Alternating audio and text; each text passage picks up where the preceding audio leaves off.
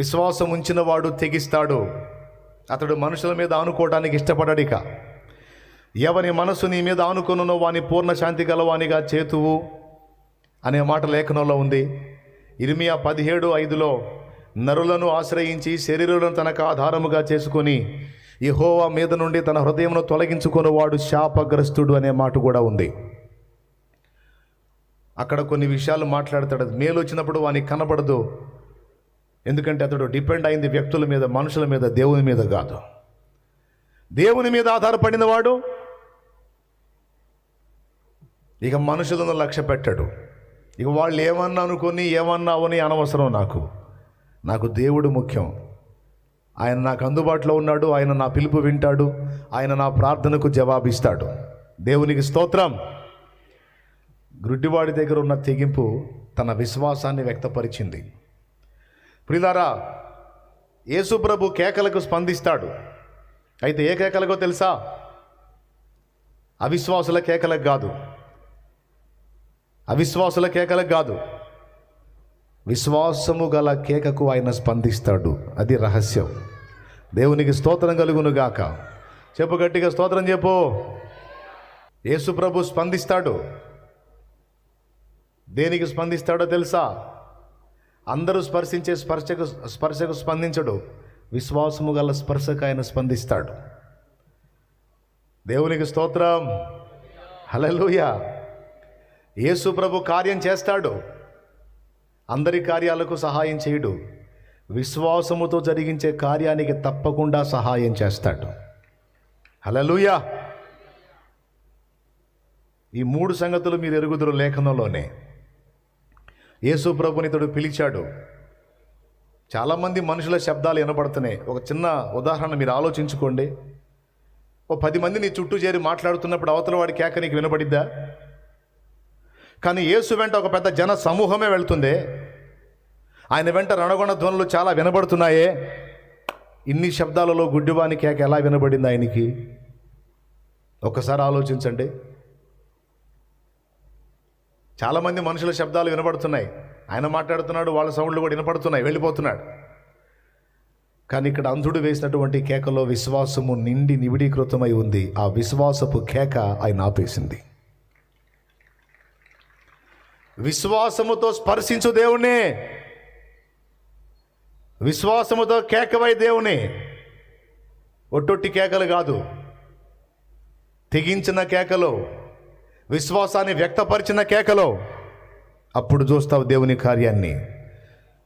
దేవునికి మహిమ. ఎంత స్పీడ్గా వెళ్ళేవాడు కూడా టక్కున ఆగిపోతాడు. ఎందుకంటే మన విశ్వాసము ఆయనను ఆకర్షిస్తుంది. ఆయన యందు మనం ఉంచిన విశ్వాసం మనల్ని ఆయన ఇష్టపడేటట్టు చేస్తుందని హెబ్రీ పత్రిక 11:6 సాక్ష్యం ఇస్తుంది. విశ్వాసము కలిగిన వాడు దేవునికి ఇష్టడట. విశ్వాసము లేకుండా దేవునికి ఇష్టడై ఉండట అసాధ్యం అని రాయబడి ఉంది అక్కడ. విశ్వాసంతో ఒక ఆమె స్పర్శించింది. 12 సంవత్సరాలు క్యాన్సర్ జబ్బు. చాలా వైద్యాలు అయిపోయినాయి. డబ్బులన్నీ వైపు కాగొట్టేసుకుంది. అంతరాలు, తంత్రాలు, మంత్రాలు, పసరు వైద్యాలు, నాటు వైద్యాలు, అన్ని వైద్యాలు అయిపోయినాయి. తగల 12 ఏళ్ళు రక్తస్రావం నిరంతరం అవుతానే ఉంటుంది ఆమెకి. 2 ఒకటి చావు, 2 దేవుడు. 1 చావు, 2 యేసును గురించి విన్నది. ఆమె నిరీక్షణతో ఎదురు చూస్తూ ఉంది. నాకు అనిపిస్తుంది విశ్వాసం గల హృదయం కూడా యేసును ఆకర్షిస్తుంది. ఈ విశ్వాసంతో ఆయన కోసం ఎదురు చూసే హృదయాలు ఎక్కడున్నాయి అక్కడికి వెళతాడు. ఆయన వెళ్ళాడు అక్కడికి. ఈ గుడ్డివాని ముందుకు వచ్చాడు, యేసు కోసం ఎదురు చూస్తున్నాడు కనుక. ఆ రక్తస్రావం గల స్త్రీ దగ్గరకు వచ్చాడు, యేసు కోసం ఎదురు చూస్తుంది కనుక. ఆ జనసమూహం మహాగుంపు ఆయన వెంబడిస్తారు. 5,000 మంది ప్రజలు ఇంచుమించు తగ్గకుండా ఆయన ఫాలో అవుతూ ఉన్నారంటే ఎంత పెద్ద సమూహం ఉంటుందో ఒకసారి ఊహించండి. ఈ జనాన్ని చూసి ప్రభువుని చూసింది, ఒక నిర్ణయం చేసుకుంది. అబ్బో, ఈయనతో నేను మాట్లాడటం కష్టం. ఒకటే నాకు మార్గం, సైలెంట్గా వెళ్ళి ఎట్లనన్నా కానీ తెగించి ఇక ఏమన్నా అనుకొని నేను వెళ్ళి ఆయన వస్త్రపు చెంగును మాత్రం ముడతాను, నేను బాగుపడతానని యేసు ప్రభు వాళ్ళంత దూరంలో ఉండి వస్తా ఉండగానే సడన్గా గుంపులోకి ప్రవేశించింది. వాస్తవంగా అపవిత్రురాలుగా ఉన్న స్త్రీ ఇతరులను ముట్టరాదు. ముడితే వాళ్ళకి అపవిత్రత అంటే వాళ్ళు కూడా పక్కన ఉండాల్సి ఉంటుంది. ఈ సంగతి తెలిసిందంటే ఆమెను కొడతారు. ఆమె ఆ కండిషన్లో ఉండి వాళ్ళని ముట్టిందంటే అసలుకే మహానిష్ట కలిగిన భక్తులు ఉంటారు అక్కడ. యేసు ప్రభుని వెంబడించే వాళ్ళలో మహానిష్ట కలిగిన వాళ్ళు ఉంటారు. ఏమి నిష్ట? ఈ పై నిష్టలు కలిగిన వాళ్ళు. వెతుకుదామని వెంటాడుతూ ఉంటారు, ఎక్కడ దొరుకుతాడు ఈ బోధకుడని. మహాభక్తి పరులు, మహానిష్టాగరిష్ఠులు అన్నమాట. రంధ్రాన్వేషణ జరిగిస్తూ ఉంటారు పాపం అన్వేషకులు. వాళ్ళకి తెలిసిందంటే ఇంకేం లేదు, ఆమెకి ఇక మళ్ళీ లైఫ్ కూడా ఉండదు, అటు కొడతారు. అయినా తెగించింది. తెలిసింది, సత్య బతికితే బయట గుడి పోతా, అదేదో ఆయన్ని ముట్టే పోతా అని. నేను ఆయన కానీ ముట్టానంటే, ఆయన వస్త్రపు చెంగు ముట్టినా చాలు నేను బాగుపడతాననే విశ్వాసం. ఆ విశ్వాసంతో అలా జనాల్లోకి వెళ్ళి చకచక నడుచుకుంటూ వెళ్ళి యేసు వస్త్రపు చెంగు అలా తాకింది. 12 సంవత్సరాల నుంచి బాధపడుతున్న ఆ జబ్బు ఒక్క దెబ్బతో బ్రేక్, తక్షణమే స్వస్థత. స్వస్థపరచినట్లు శక్తి ఆయనకున్నది. ప్రభావం ఆయనలో నుండి బయలు వెళ్ళి అనేకుల్ని బాగు చేసింది. ఎప్పుడైతే ఆమె ముట్టిందో ఆగిపోయి అడుగుతాడు, నన్ను ఎవరో ముట్టారు, ఎవరు అంటాడు.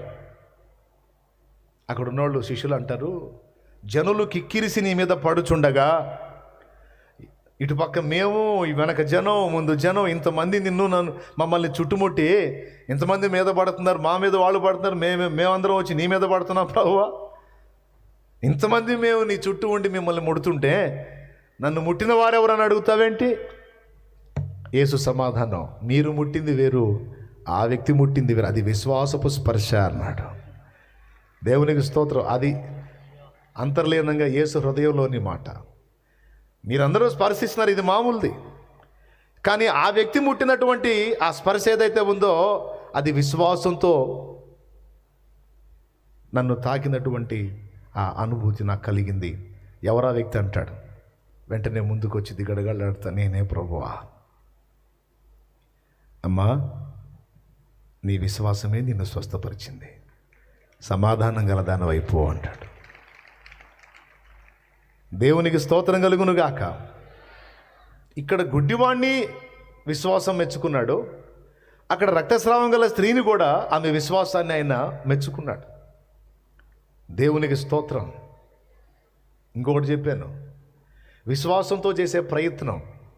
పక్షవాతం జబ్బున్న వ్యక్తిని యేసు ప్రభువున ఇంటికి తీసుకొచ్చి జనాలు ఫుల్గా ఉండి ఈ జబ్బున్న వ్యక్తిని ఆయన ముందుకు తీసుకెళ్ళడానికి ఖాళీ దొరక్క ఆయన మోసుకొచ్చినటువంటి 4 వ్యక్తులు ఆ ఇంటి యజమానుని అడిగి, బాబు వీడు బాగుపడ్డా పడకపోయినా ఆ ప్రభు ముందుకి ఇంటి పోనిచ్చేటట్లు ఒక అవకాశం అయ్యా, అవసరమైతే మీ ఇల్లు మళ్ళీ మేము బాగు చేస్తాం అంటే ఏం చేస్తారు? మీ ఇల్లు ఊడదీస్తాం. ఎవరైనా ఇష్టపడతారండి ఇల్లు బీకేస్తామంటే? అతను ఎంత గొప్పడో చూడండి. సరే కానండి, ఊడదీసేయమన్నాడు. ఈ బెడ్ మీద వండుకున్నాడు, ప్రశాంతంగా వండుకున్నాడు, మంచిగా చూస్తూ ఉన్నాడు, ఊడదీయండి అని. మనోడు పవళింపు సేవలో ఉన్నాడు. మరి మనోడికి అంత మొయ్యటమే. దేవునికి స్తోత్రం. చక్కగా ఆ పెంకులన్నీ, ఆ పైన ఉన్న కప్పంతా ఊడదీసి ఈ మంచం పట్టే సైజుకి మొత్తం ఓపెన్ చేసి ఆ 4 త్రాళ్ళతో పైకి తీసుకొని యేసు ప్రభు మధ్య ఆయన ఎదురుగా అలా దించితే అక్కడ రాసుంది, ఆయన వారి విశ్వాసము చూచి అని. చప్పట్లు కూడా దేవుని మహింపరుద్దామా గట్టిగా. ఆయన వారి విశ్వాసం చూసి వాడిని బాగు చేస్తాడు, ఆ పేషెంట్ని. ఇక్కడ పేషెంట్కి విశ్వాసం ఉందా లేదా అన్నది కాదు, పేషెంట్ పని ఒక్కటే, కదలకుండా వండుకోవటం. దేవునికి స్తోత్రం. వానికి కూడా విశ్వాసం ఉందని నేను అంటాను. ఎందుకో తెలుసా? ఎట్లనన్నా కానీ నేను ఆయన ముందుకు పోయి పడ్డానంటే ఆయన నన్ను బాగు చేస్తాడని నమ్మకపోతే వాళ్ళు పెంకులు ఓడదీసి ఇతన్ని దించడానికి ఇష్టపడ్డారు అనుకో, ఈ పడుకున్నోడు ఇష్టపడద్దు. ఈ పైకి లాక్కునే ప్రక్రియలో ఏమాత్రం జారాడు అనుకో, దేవునికి స్తోత్రం, హల్లెలూయా, కాలు చేయి బాగుపట్టువేమో కానీ ఉన్నాయి కూడా ఏమైందో తెలీదు. పాపం గుండెల్లో దడ కొట్టుకొని ఉంటుంది. ఎందుకంటే అట్లా తాళ్ళుతో లాగుతూ ఉంటే మరి ఏం భయం కాదు. విన్యాసం అంతా వాళ్ళది కాదు, మనోడిది, పడకలో ఉన్నోడిది విన్యాసం. బొమ్మలా కదలకుండా కూర్చో, మన బావిలో బకెట్ చేసినట్టు చేదారు పైకి, చిన్నగా దించారు. జాగ్రత్త దించండి రా, వదిలేరురా ఆయన. మొత్తానికి దిగాడు వాళ్ళ మధ్యలో, ప్రభు మధ్యలో దిగాడు. ఆయన వారి విశ్వాసం చూచి, విశ్వాసంతో చేసేటువంటి ప్రయత్నాన్ని కూడా తప్పకుండా ఆయన సఫలపరుస్తాడు. నువ్వు కేక వేసినా, నువ్వు స్పర్శించినా, నువ్వు ఒక ప్రయత్నం చేసినా దానిలో విశ్వాసపు పరిధి ఎంత, విశ్వాసపు స్థాయి ఎంత అనేది తప్పకుండా ఆయన పరీక్షించుకుంటాడు. ఎందుకు మన విశ్వాసాన్ని ఇంతగా పట్టించుకుంటాడు అంటే, దేవుని శక్తిని మనం స్వతంత్రించుకోవడానికి మనకున్న పాత్ర విశ్వాసమే. విశ్వాసమే. నా దగ్గర ఈ నీళ్ళు ఉన్నాయండి, మీకు దాహం అవుతుంది, అయ్యా దప్పిక అవుతుందంటే నేను పోస్తాను తీసుకొని అంటాను నేను. అప్పుడు నువ్వు ఏదో పాత్ర పట్టాలిగా. ఏ పాత్ర లేకపోతే కనీసం దోశలన్నా పట్టాలి కదా. అట్లాగా విశ్వాసం అనేది దేవుని దగ్గర నుండి మనం పొందుకోవటానికి ఒక పాత్ర. అందుకే ఆయన మెయిన్గా దాన్ని చూస్తాడు. కాబట్టి ఇక్కడ వీని విశ్వాసపు కేక యేసుప్రభుని నిలపటం మనం చూస్తున్నాం. ఆ మాట యేసుప్రభు ఎత్తి వారిని ప్రశంసించినట్టు కూడా మనం గుర్తిస్తాం. దేవునికి స్తోత్రం కలుగును గాక. కాబట్టి మొట్టమొదటిది, అవకాశాన్ని అందుబాటులో ఉన్నప్పుడు అందిపుచ్చుకున్నాడు, వాయిదాలు వేసుకొని నష్టంలోకి వెళ్ళాల. నంబర్ 1. నంబర్ 2, అవరోధాలు అడ్డొచ్చిరి అని ఆగిపోలా. కొంతమంది చాలా తీవ్రమైనటువంటి కృషి చేస్తారు, ఏ అవరోధాలు రానంత వరకు మహా తెగింపుతో ముందుకెళ్తారు. ఏదన్నా గట్టి ఘట్టం అడ్డు తగిలింది అనుకో, ఇకంతే అక్కడ కూర్చుంటారు. కొంతమంది భక్తి ఎట్ట తగలబడిద్ది. సరైన ఘట్టం ఏదైనా అడ్డు తగిలింది అనుకో, ఇకంతే, ఇక మళ్ళా కనపడరు. నేను చెప్తున్నాను, యేసుని సమీపించే నీకు ఖచ్చితంగా అవరోధాలు ఎదురొస్తాయి. నీ రక్షణ పొందడానికే కాదు, నువ్వు చేసే సేవా జీవితానికి కూడా అవరోధాలు ఖచ్చితంగా ఎదురవుతాయి. అవరోధాలు, అడ్డుబండలు రానంత వరకు, అన్ని సజావుగా సాగుతున్నంత వరకు ఎగురుకుంటా చేసి గట్టి ఘట్టం ఏదైనా అడ్డు తగలగానే బోర్లబడి, కూలబడి, కుమిలిపోయి గందరగోళమై ఏడవటం కాదు. అవరోధం అడ్డగించినప్పుడు మరి ఎక్కువగా కేకలు వేయటం అనేది విశ్వాసం. మరి ఎక్కువగా ప్రయత్నం జరగాలి. దేవునికి స్తోత్రం కలుగునుగాక. విశ్వాసం కూలబడదు. విశ్వాసం ఎక్కడ వేసిన గొంగడ అక్కడే అన్నట్టు ఆగిపోదు. తప్పకుండా మళ్ళా ప్రయత్నం చేసిద్ది. ఇది ఏలియా మనకు చూపిస్తాడు. ఈ పాఠాన్ని ఏలియా నేర్పుతాడు. 7 మార్లు తన దాసుణ్ణి మెరక మీదకి పంపిస్తాడు. మొదటిసారి, బాబు 3.5 సంవత్సరం అయిందిరా వర్షం పడి, నేను ప్రార్థన చేస్తున్నా, దేవుడు వాన కురిపిస్తాడు, నువ్వు ఆ మెరకెక్కి సముద్రం వైపు చూడు, ఏదన్నా మేఘం పైకెక్కితే నాకు చెప్పు. అలాగే గురువుగారు అటు పరిగెత్తాడు, ప్రార్థన చేశాడు, వచ్చాడు. ఏమైనా కనపడిందా? ఏం కనపడలేదండి. కనపడలేదా? కనపడాలే, సరే పర్లేదు, నేను మళ్ళీ ప్రార్థన చేస్తాను, ఈసారి పోయి చూసిరా అంటాడు. ఇది మళ్ళీ మెరక మీదకి పోవాలా? ఈయన మళ్ళీ మోకాళ్ళు వేస్తాడు. మోకాళ్ళ మధ్య తలంచుకొని ప్రార్థన చేస్తూ ఉంటాడు, దేవా నీవిచ్చిన మాట చొప్పున వర్షాన్ని పంపించు అని. ఇట్లాగ మళ్ళీ వస్తాడు. ఏమైనా కనిపించిందా? ఏమీ కనిపించలేదు. కనపడలేదా? ఏందిరా, ఈరోజా రేపా ఆయన కార్యం చేస్తానంది, బహుశా కొంచెం టైం ఉందేమో, సరిపోదాంపా మరోసారి ట్రై చేద్దాంలే అని లేచి వెళ్ళడే. వెళితే ఏలియా ఎందుకు అవుతాడు? వెళితే మనం అవుతాం, కానీ ఏలియా ఎందుకు అవుతాడు? స్తోత్రం. వెళ్ళేవాడు కాదు, మొండోడు. దేవుడు ఏందో తెలుసు, దేవుడి శక్తి ఏందో తెలుసు, మోకాళ్ళు నీ మొర్ర పెడితే జరిగే కార్యం ఏంటో తెలుసు. కొడితే గట్టి కొట్టండి, లేకపోతే సర్దుకోండి. ఎందుకు? హల్లెలూయా. తెలుసు, అందుకే మళ్ళా పోయి చూడంటాడు. ఆ వాన కురవటమేమో, నువ్వు ప్రార్థన చేయటమేమో కానీ నా కాళ్ళు పోతున్నాయి గురువు గారు అనుకుంటూ పోయి ఉంటాడు నాకు తెలిసి. మళ్ళీ పోయాడు, మళ్ళీ వచ్చాడు. ఏమన్నా కనిపించిందా? లేదు. మళ్ళీ పో. ఏంటి గురువుగారికి విసుగు రావట్లేదు? విసుగు రాదు, వాన కురిసిన దాకా లేవడం. అట్లాంటి మొండి మనిషి 6 సార్లు పోతాడు. ఏమన్నా కనిపించిందా? ఏం లేదు గురువుగారు, 6 సార్లు పోయి ఇచ్చాను గురువుగారు. అవునా? సరే, ఈసారి ఇంకా గట్టిగా దేవుణ్ణి వేడుకుంటాను, పో, ఇప్పుడు చూసి రాపో. అప్పుడు మళ్ళీ పరిగెత్తుతాడు. అప్పుడు కనపడిద్ది, 7వసారి కనపడిద్ది. అరచేయంత మేఘం, అరచేయంతే ఇంత మేఘం సముద్రంలో నుండి రయ్యమని పైకి వెళ్తూ ఉంటుంది. అది చూస్తాడు. అప్పుడు పరిగెత్తుకుంటూ వస్తాడు. గురువుగారు, నేను చూశాను. ఏం చూసావు? అరచెయ్యంత మేఘం సముద్రంలో నుండి పైకి వెళ్తుంది అన్నాడు. రైట్. ప్రార్థనకు జవాబిచ్చిన దేవునికి స్తోత్రం. హల్లెలూయా. వెంటనే ఏలియా ఏమన్నాడో తెలుసా? విస్తారమైన వర్షం కురవబోతుంది, వెళ్ళి అహబుకు చెప్పమన్నాడు. అరచేయంత మేఘానికి విస్తారమైన వర్షమా? What is this? అరచేయంత మేఘానికి ఏమాత్రం వర్షం అండి, కానీ అరచేయంత మేఘానికి విస్తారమైన వర్షం కురుస్తుంది పో అన్నాడు. అంటే ఏంటో తెలుసా? ప్రార్థనకు జవాబు స్టార్ట్ అయింది, ఇక పట్టజాలనంత ఆన్సర్ వచ్చింది, ఇక పోమన్నాడు. అది దానికి నాంది అరచేయంత.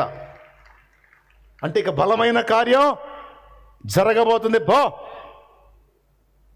నీకు ఇంతలా సూచన అవసరంలా, కొంచెం సూచన చాలు, దాన్ని ఆధారం చేసుకొని వెళ్ళు, దూసుకెళ్ళిపో. నిన్న ఆపటం ఎవడతరం కాదు. అరచేయంత సూచన నీకు కనపడితే చాలు, దేవుడు నీ పక్షాన ఉన్నాడు, వెళ్ళిపో, రాకెట్లకు దూసుకెళ్ళిపో. నిన్న ఆపటం ఎవడి వల్ల కాదు. కొంతమంది సేవ చేసేవాళ్ళు సూచన అడుగుతారు, చూపిస్తాడు దేవుడు. ఇంత చాలు, ఇంత కావాలా, అంత దారి చూపిస్తాడు. కొన్ని కార్యాలు చేస్తూ ఉంటాడు, దాన్ని ఆధారం చేసుకొని విశ్వాసంతో అడుగులు వేయి, గొప్ప ఉజ్జీవాన్ని నీలో నుండి రగిలిస్తాడు ఆయన. విశ్వాసి, దేవుడు ఇప్పటికే ఆయన నీకు తోడై ఉన్నట్టు కొన్ని సూచనలు చూయించాడు. నువ్వు అడిగిన విజ్ఞాపనలు కొన్నిటికి స్పష్టమైన జవాబులు ఇచ్చాడు. నీ కళ్ళారా అసాధ్యమైన వాటికి ఆన్సర్స్ ఇచ్చాడు. వాటిని బట్టి నువ్వు ధైర్యంగా ముందుకు సాగాలి, ఆయన నాకు తోడై ఉన్నాడు అని. మాటలు వింటాం కాదండి, అలాంటి పట్టు నేర్చుకోవాలి. రాకడలో నిలబడి అనేకులను నిలబెట్టే వాళ్ళు ఇలాంటి వాళ్ళు అయితేనే. ఉసురు మొహం వాళ్ళు అయితే ఏం నిలబెడతారు? ఏదో 1-2 సార్లు ప్రయత్నం చేసా, ఏమి అట్లా కష్టం వెళ్ళే అని సర్దుకుంటే అట్లా సర్దుకోకూడదు. అంత సూచన చెయ్యి అందించాడా లేదా? అందించాడా? అట్లయితే వెళ్ళిపో. అంచెలంచెలుగా వెళ్తావు. దేవునికి మహిమ. అవరోధాలు వస్తాయి, అడ్డంకులు వస్తాయి, ప్రతికూలతలు వస్తాయి, ఖచ్చితంగా వస్తాయి. అది కూడా మళ్ళా అవి వస్తున్నాయి అంటేనే గుర్తు ఏంటంటే యేసు నీ కోసం నిలబడ్డాడని. బలమైన కార్యం ఉందనే. బలమైన కార్యం లేకపోతే రావు. అడ్డంకులు వస్తున్నాయి, అడ్డుబండ్లు వస్తున్నాయి అంటేనే కార్యం ఉందని అర్థం. ఏం చింతపడద్దు, మనోడే మనకు మాదిరి. దావీదు కుమారుడా నన్ను దాటిపోకయ్యా, నజరేతువాడా నన్ను విడిచిపోకయ్యా. దావీదు కుమారుడా నన్ను దాటిపోకయ్యా, నజరేతువాడా నన్ను విడిచిపోకయ్యా. నీవు తప్ప నాకి లోకంలో ఎవరు నారయ్యా, నీకు తప్ప నాలో ఎవరికి చోటే లేదయ్యా. నీవు తప్ప నాకి లోకంలో ఎవరు నారయ్యా, నీకు తప్ప నాలో ఎవరికి చోటే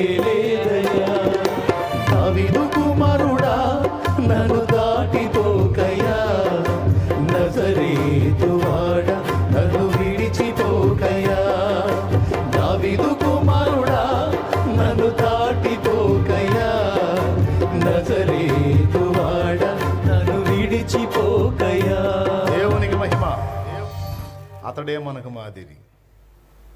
అవరోధాలు వచ్చినప్పుడు బిగ్గరగా కేక వేయాలి. మరి వాళ్ళకేం తెలుసండి? అడ్డుకునే వాళ్ళకి తెలుసా మన బాధలో? పాపం కళ్ళు లేనోడు బాధ తెలుసా? ఏమంటాడు తెలుసా? ఎందుకురా నన్ను ఆపుతున్నారు? ఎన్నోసార్లు గుంటలో పడ్డాన్రా. ఎదురు రాయి ఉందో రప్పుందో తెలియకుండా కాళ్ళకు తట్టుకొని బోర్ల పడి ఎన్నోసార్లు ఈ ముక్కు పగిలి రక్తం వచ్చిందిరా, ఈ నోరు పగిలి రక్తం వచ్చిందిరా.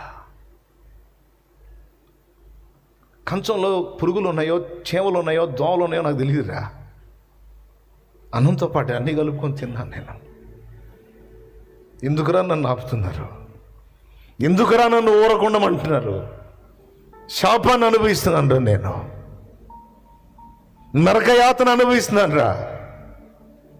కన్న తల్లిని చూడలేదురా, ఆమె ఎట్లా ఉంటుందో. తండ్రిని చూడలేదురా, ఆయన ముఖం ఎలా ఉంటుందో. నా ముఖం కూడా ఎలా ఉంటుందో నాకు తెలియదురా. పగటికి చీకటికి తేడా తెలియదు. పశువులు ఎన్నోసార్లు నన్ను తగిలి పడేసి వెళ్ళినాయి. నాకు ఈ ప్రతికూలత ఎదురైన ప్రతిసారి నేను ఎందుకు జన్మించాను, నాకు ఈ బతుకెందుకు అని ఏడ్చుకున్నాను రా. కనికరం ఉందిరా మీకు? నేను శాపాన్ని అనుభవిస్తుంటే కనికరం ఉందా? శాపం నుండి నన్ను విడిపించేవాడు నాకు అందుబాటులోకి వస్తే పిలవనియరేందిరా, ఆయన సమీపించనియరేందిరా, ఆయన వేడుకోనియరేందిరా నాయనా. నన్ను అరవనియండిరా, నన్ను కేక వేయనియండిరా. ఆయన దాటిపోతే నా బతుకు లేదురా, నాకు జీవితం లేదురా. నా కళ్ళ ముందున్నది అన్నమో పురుగులో తెలియదురా. తిన్నాను, ఏం తిన్నానో కూడా తెలియదు. నా జీవితం ఒక దుర్భరం.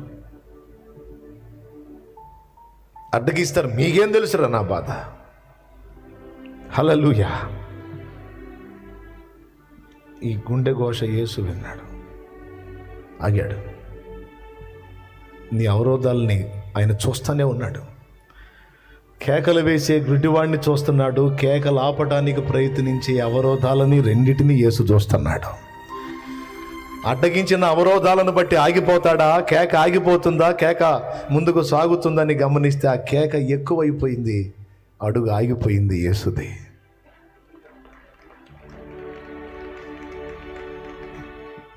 వీడిని అడ్డగించిన వాళ్ళు కూడా నిశ్చేష్టులై నిలబడిపోయారు. వీడికేం పిచ్చెక్కింది, అయ్యింతను కేకలేస్తున్నాడు.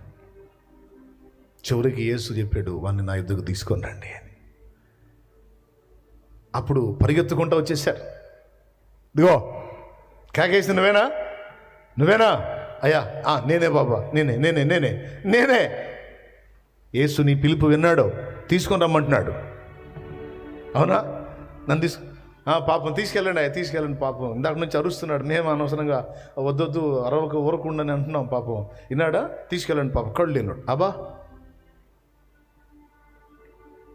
ఆయన దగ్గరికి వెళ్ళి నిలబడ్డాడు. ఇందులో నీకు సంబంధించినవి కూడా గమనించుకో.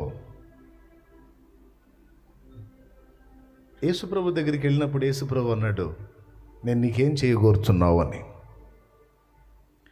మనం దేవుని ముందుకు వెళ్ళినప్పుడు ఏదైనా నువ్వు దేవుని వేడుకునేటప్పుడు ఒక స్పష్టతని మన నుండి దేవుడు ఆశిస్తాడన్నది ఈ సందర్భం మనకి సూచిస్తుంది. ఎన్నిసార్లు నువ్వు దేవుని సమీపిస్తావో, మోకాళ్ళను దేవుని వేడుకుంటావో, వేడుకున్న ప్రతిసారి నువ్వు దేవుని ముందు ఏం ఉంచాలనుకుంటున్నావు, దేవునితో ఏం చెప్పాలనుకుంటున్నావు, ఆ విషయంలో నువ్వు క్లియర్గా ఉండాలి, స్పష్టంగా ఉండాలి. అంతే. అది నీ నోటి నుంచే రావాలి, నీ హృదయంలో నుండే రావాలి. దాన్ని ఎదురు చూస్తాడు ఆయన. నీవేమి కోరుచున్నావు అన్నాడు.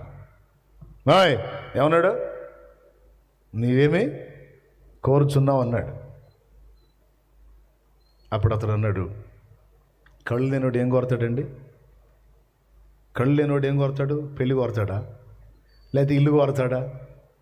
కళ్ళు లేనోడు కళ్ళే కదా అడుగుతాడు. మళ్ళీ దీనికి మళ్ళీ ఆయన ప్రశ్నించడం ఎందుకు? నేను నీకేం చేయగోరుచున్నాను అడగటం ఎందుకు అంటే, తన హృదయంలో తను ఏం వాంఛిస్తున్నాడో తన నోటి నుండే వినాలని దేవుడు ఎదురు చూస్తున్నాడు. నీవేమి కోరుచున్నావు? ప్రార్థించేవాడు విశ్వాసం, అవరోధాలను లెక్క చేయని తనం, ప్రార్థించేవాడు, దేవుణ్ణి వేడుకునేవాడు వ్యక్తపరిచే స్పష్టత, ఈ మూడు అవసరమే. కొంతమంది మోకాళ్ళు నిన్ను ఆశీర్వదించు ప్రభు, ఆశీర్వదించు ప్రభు, ఆశీర్వదించు ప్రభు అంటది, ఒక్కటే దొరికింది. ఆశీర్వదించు అనే ఒక మాట వెనక చాలా ఉన్నాయి. డబ్బు పరంగా దీవించాలా, ఆరోగ్యపరంగా ఆశీర్వదించాలా, సంతానపరంగా ఆశీర్వదించాలా, ఆత్మీయంగా ఆశీర్వదించాలా, నీ భూ పంట విషయంలో ఆశీర్వదించాలా, నీ వ్యాపార విషయంలో ఆశీర్వదించాలా, నీ ఉద్యోగ విషయంలో ఆశీర్వదించాలా, లేకపోతే నీ పిల్లలు లేదా నీ మనవల విషయంలో ఆశీర్వదించాలా? ఏ విషయంలో బ్లెస్సింగ్ కోరుతున్నావు? అసలు ఏం అడుగుతున్నావు దేవుని ముందు? మోకాళ్ళను ఏకాడికి తడవకు ఒకసారి ఆశీర్వదించు నాయన, ఆశీర్వదించు అంటే ఏదో ఒకటి ఆశీర్వదించే ప్రభా. దేవుని ముందుకు వెళ్ళినప్పుడు దావీదన్నాడు, వేకువనే నేను లేచి మాటలను ప్రార్థనను సిద్ధపరచుకొని నీ దగ్గరికి వస్తానన్నాడు. మాటలను సిద్ధపరచుకొని నీ ముందు కూర్చుంటానయ్యా నేను అన్నాడు. గౌరవనీయమైన వ్యక్తి ముందుకు వెళ్ళేటప్పుడు ఏది పడితే అది మాట్లాడతాం. మనం ముందే డిసైడ్ చేసుకుంటాం, ఏం అడగాలో, ఎంత అడగాలో, ఎందుకు అడగాలో, ఎలా అడగాలో మొత్తం 1, 2, 3, 4 సార్లు అన్నీ స్పష్టంగా ఆలోచించుకొని, కొంతమంది అయితే ఎందుకైంది మంచిదని పేపర్ మీద రాసుకొని, మరి ఏం లేదండి మిమ్మల్ని కొన్ని అడగాలనుకుంటున్నానని, నంబర్ 1 ఇది, నంబర్ 2 ఇది స్పష్టంగా ఇస్తారు. ఒక గౌరవనీయమైన వ్యక్తి ముందుకు వెళ్ళినప్పుడు ఎక్కువ టైము వాళ్ళు ఎవరు కనుక ఆ ఉన్న టైంలో వారికి స్పష్టంగా చెప్పడానికి. ఒకవేళ టైం ఇచ్చినా మనకి మర్యాద కాదు, గౌరవనీయమైన వ్యక్తి టైం తీసేయటం. ఏంటండి ఎమ్మెల్యే గారు, ఏంటి సంగతులు ఏముంది, బాగానే ఉంది, కానీ ఏంటి నువ్వు ఎందుకు వచ్చావు? ఎందుకేం లేదు మామూలుగా, అసలు ఏంటి సంగతులని అంటే ఏమంటాడు? సంగతి తర్వాత నీ సంగతి ఎందుకు చెప్పు అంటాడు. సంగతుల గురించి కాదు, కొద్దిగా మాట్లాడదామని ఏం అన్నావు నువ్వు, ఎట్టుంటుంది? ఎవరు తీసుకెళ్ళి బయట ఏంటి అంటాడు. ఎమ్మెల్యే ఊరుకోడు, ముఖ్యమంత్రి అసలు ఊరుకోడు. అది టైం దొరకడమే కష్టం. స్తోత్రం. మరి వాళ్ళకంటే తీసేసినాడు దేవుడు. దేవుడు సర్వోన్నతుడు.